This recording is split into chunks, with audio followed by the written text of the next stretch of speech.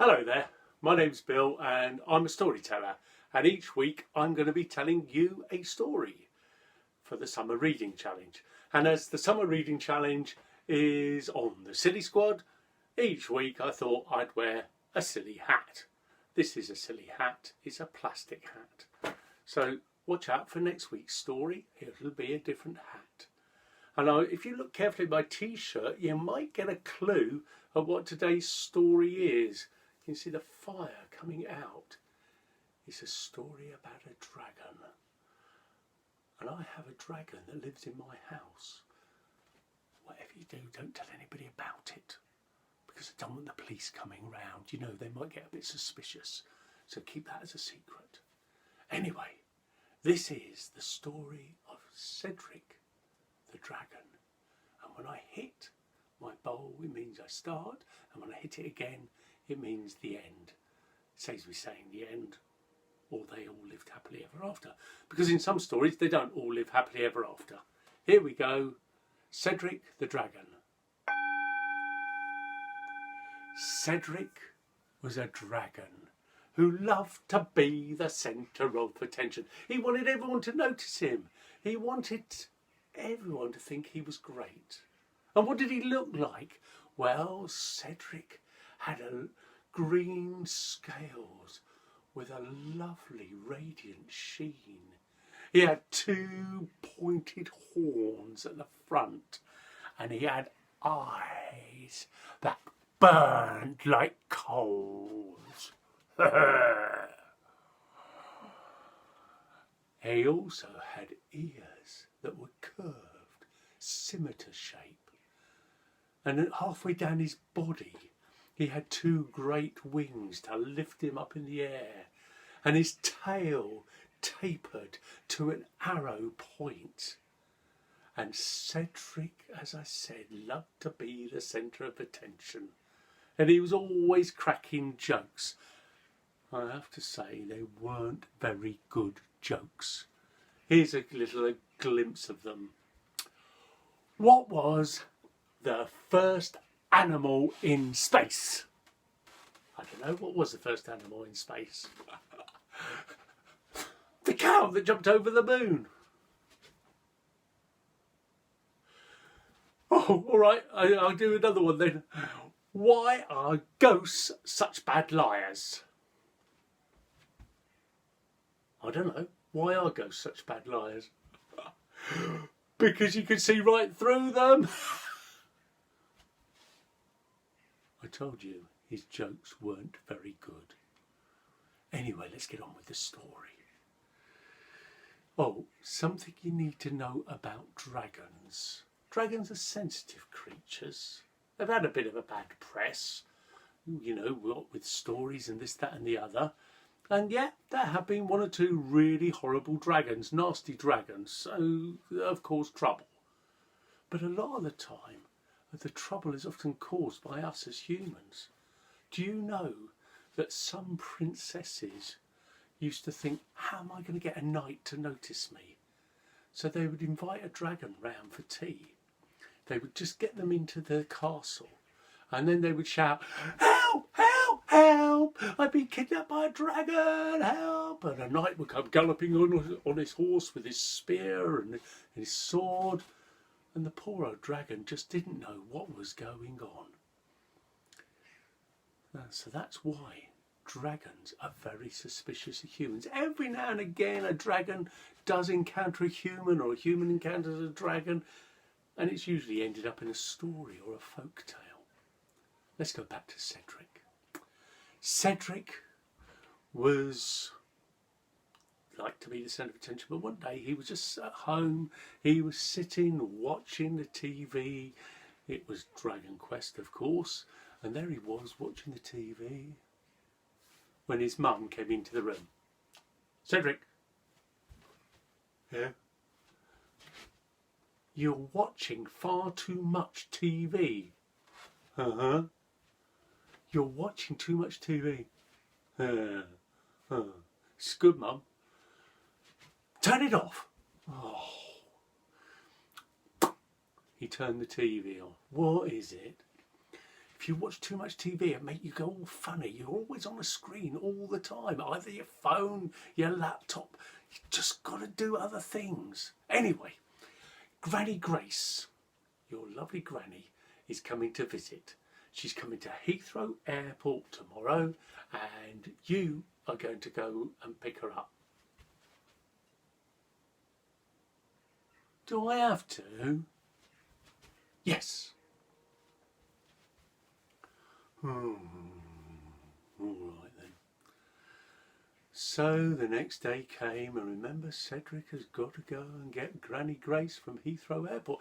I hope to tell you another little bit of information about dragons. Dragons have learnt to save energy, because we have to save energy, don't we? So what they do when they're flying, they'll often come up behind an aircraft and hitch a lift. To do this, they come up close behind, and there's a bump on the aircraft when they make contact. Bump! And the pilot thinks, what's going on? And he calls it turbulence or something like that. And what they do is they wrap themselves round the tailplane, and the aeroplane's doing all the work. They just sit on the back till the aeroplane's about to land, and then they uncurl themselves and fly off. There's another bump, and again the pilot thinks, oh, there's another bit of turbulence. It's just a dragon. So next time you're in a plane and it goes boom, boom, boom, it could be a dragon. Anyway, let's go back to where Cedric was. Cedric had gone to school before he was supposed to pick up Granny Grace, and he was at school, and he was telling a group of dragons some really bad jokes. Right, you lot, wait for this. This is really good. This is really good. Right, ready for this one. What's red and wobbles and in a pram? I don't know. What's red and wobbles and in a pram? A jelly baby.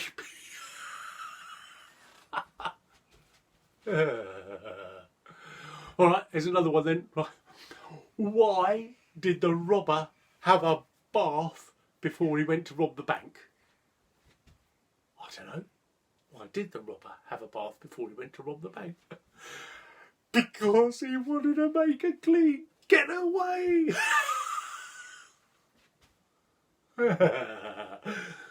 Well, one dragon sort of laughed, so Cedric was about to tell another jelly baby joke when suddenly his phone rang. Brrr! He wanted to look really cool, so he answered his phone and said, "Hi, Cedric speaking." And the voice said, "Have you picked up Granny Grace yet?" Granny Grace? Have you picked her up yet? You didn't remind me, Mum. You didn't remind me. There was a great explosion at the other end of the phone. So, Cedric was in big trouble. Meanwhile, Granny Grace, she'd flown on the back of an aircraft wrapped round, like I said, and she was a little bit absent-minded. And as the plane came into Heathrow Airport, she forgot to uncurl herself. So the plane landed, bumpity, bumpity, bumpity, bumpity, bumpity, bumpity, bump. And the pilot and everybody on board thought, oh my goodness, this is a bad landing. And Granny Grace had forgotten to make herself look invisible, or camouflage, like dragons can do. And nobody was there. Cedric had forgotten to pick her up, and she was thinking, who's picking me up? Where was everybody? So she went up to the desk and she went, "Excuse me, could you tell me?" And the lady was on the desk took one look and went, "Ah!" And she fainted. Well, there was a hue and cry at Heathrow Airport. You won't hear on the news. Suddenly the army were called and Granny Grace was taken all the way to London Zoo. There, scientists in flame-proofed outfits tested her. They poked her. They prodded her. They looked at her through a microscope. They looked at her through binoculars. They looked at her through a telescope. And all the time they wrote notes. They took videos of her. It was desperate. And when things get desperate for dragons, something has to be done. So drag were called for. You may wonder who drag is. Well, drag stands for the Dragon Rescue Action Group, drag. And they're a group of elite dragons, all dressed in black. They wear balaclavas. And they're a bit like the SAS, so they come and do jobs. So drag were called in. They rescued Granny Grace. And what they did that night, and they then put a smoke screen up around, and the smoke was magic. And it made people forget what had happened the day before. They even forgot what they had for tea that night. But they forgot everything. And the drag destroyed every videotape, every note, anything about dragons completely. So there was no evidence that dragons had been there. Except for the next morning, the elephant keeper did notice that there was a fence smouldering and black. He said, "What you elephants been up to, eh? What you been doing? Anyone think you've had a fire or anything?" And the elephants just went, they didn't know what had gone on. They'd forgotten. So Cedric was in big trouble. He was grounded, and for a dragon that is a terrible thing to be. He kept saying to his mum, "I'll go to the shops for you," just so he could fly and flex his wings. But he was grounded and he was miserable. But at last he was allowed out, and he went back to dragon school because he had an ambition. He wanted to be in the Olympic team for flying. He wanted to be in DAFT. That is the Dragon Acrobatic Flight Team, DAFT. And he wanted to be in it, so he had to go to his lessons so he could be the best flyer and be picked for the Olympics. Well, all the dragons were there in his class, and they were being taught by Wing Commander Boggles, a very old greying dragon with a great big bushy moustache that twirled round and round. And Commander Boggles was talking to everybody. He said, "Right, listen up. We're going to do low-level flying. What? Have to be very careful. Could have a few scrapes if you don't do it. I've had a few in my time, I can tell you. One or two electricity pylons I bumped into, which isn't very nice. And the Eiffel Tower. I once bumped into the Eiffel Tower. If you look on the third floor, there's a little dent. You could say Boggles was here." And the pyramids. Oh my goodness, those pointy bits when you're doing low-level flying. Really, oh. Anyway, you have to be very careful. It's turbulence that you've got to watch out for. So, what you do is when you're flying down and you're coming down really fast, you've got to be ready to bank out, hover, and then shoot through wherever you're aiming to go. Got it? So, fast as you can, bank out, hover, shoot through. All the dragons were listening very carefully to everything Boggles was saying. That's every dragon except for one. Cedric was not listening very carefully.